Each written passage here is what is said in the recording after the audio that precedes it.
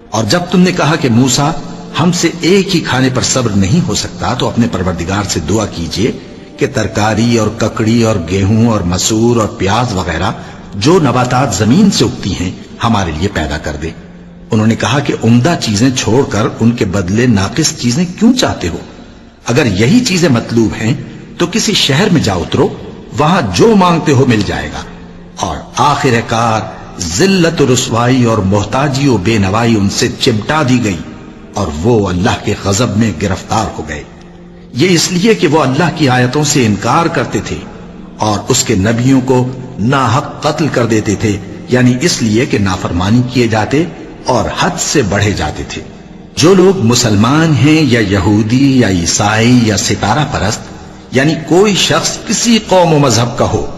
جو اللہ اور روز قیامت پر ایمان لائے گا اور عمل نیک کرے گا تو ایسے لوگوں کو ان کے اعمال کا صلہ اللہ کے ہاں ملے گا، اور قیامت کے دن ان کو نہ کسی طرح کا خوف ہوگا اور نہ وہ غمناک ہوں گے۔